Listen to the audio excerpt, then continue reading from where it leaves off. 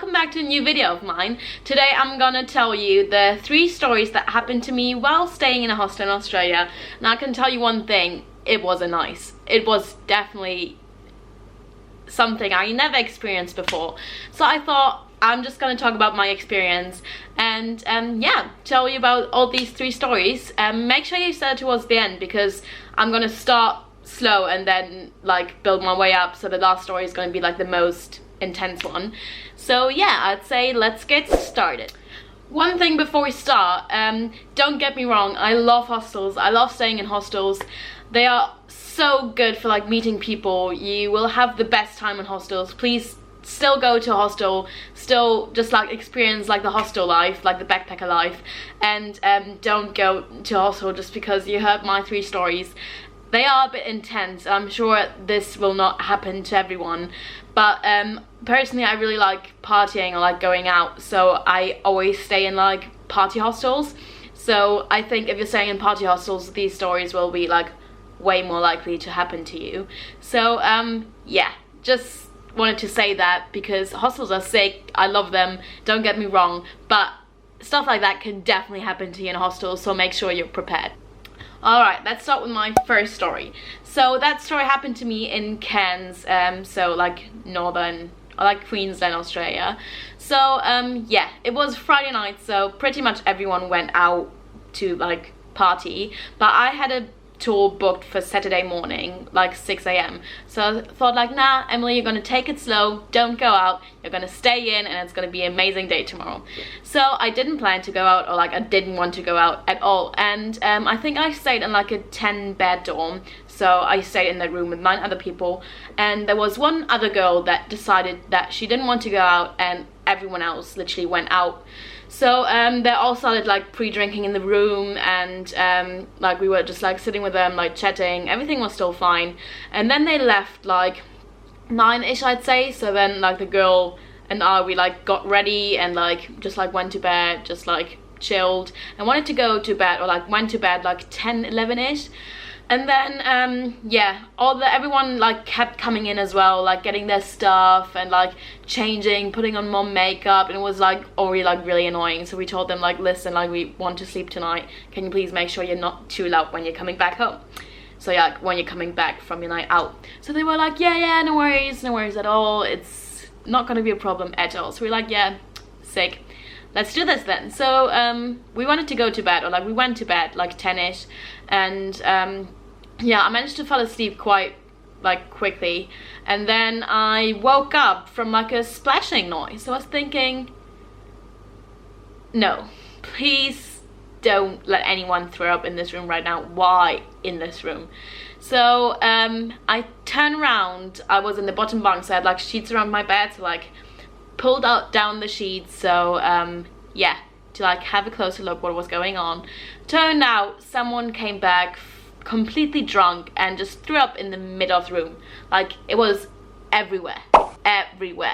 It was partly on my stuff, partly on her stuff, on other people's stuff as well. It was everywhere. So yeah, he didn't really know what was going on, so we like took him, put him on the balcony, gave him water and like a bucket and something, and I think it was like 2 in the morning, and no one else was back yet, and his puke was just everywhere. So yeah, we didn't really know what was going on, what we were supposed to do. It smelled so bad, so we couldn't just leave it there. So we went down and talked to the night manager, and he was like, yeah, I'm really sorry, I can help you clean it, but I can't really change anything about the situation right now. So he basically gave us loads of different like things to clean it with. So yeah, we spent an hour, 1.5 hours cleaning that room, just like scrubbing his puke. I washed my stuff, and it was just so annoying. And then I think eventually we went to bed again at like 4. Like obviously after that we were like so like hyped, so we couldn't really sleep anymore, so we like sat down and just like chatted, and people came back from going out, and then I think we went to bed like 4, and I had to wake up again at 6 in the morning. So that was my first story. Definitely not nice, but it wasn't the worst thing. Like it was alright, not the worst thing. So let's get to the second story, which is already getting a bit more juicy. So basically we all went out. It was Friday or Saturday night again, and everyone in the hostel went out, and I think I came back like 2 or 3ish. I don't exactly know what time it was, but it was definitely not too late. So yeah, I came back and went to the bed and just like obviously like slept quite hard because I did drink a bit. So yeah, I fell asleep and I slept right, like didn't really wake up. I think a lot of people like kept coming in and out of the room. Didn't really wake up. It was like not really annoying me because I was drunk. And then yeah, it got later and later, and then I woke up and I think the sun just came up. So I think it was like 6ish, and all I could hear was this dripping noise. So I like looked around what was going on, and I could just see this like water running down from above me. And tired, still drunk Emily was thinking like, where's this water coming from? Someone must have spilled their water bottle. No, they didn't. Turned out the person who was sleeping above me pissed themselves because they were that drunk, and it like his piss was running down the like bunk bed. I was in the bottom bunk again, so it was like running down the bunk bed, like basically dripping on me. And I lost it. Like the second I realized, I was like, what the fuck is going on in here? I jumped up, like threw like all my stuff around, and it was so just like such a horrible feeling. And he was so drunk, like I couldn't wake him up, and other people woke up as well in the room because I literally lost it. So they were like, yeah, what's going on? So I told them. They were like, oh yeah, well, what are we doing now? So I went down to talk to the manager, and he was like, yeah, I'm really sorry. Or like, usually I'm not like a person that's like completely freaking out over stuff like that. So like I didn't really want to like, I didn't want to be that rude to like kick him out of the hostel just because he pissed himself, because it does happen to people quite a lot. So never happened to me, just saying, never happened to me. But it does happen quite a lot. So I just talked, so a friend of mine was the hostel manager, like one of like the managers.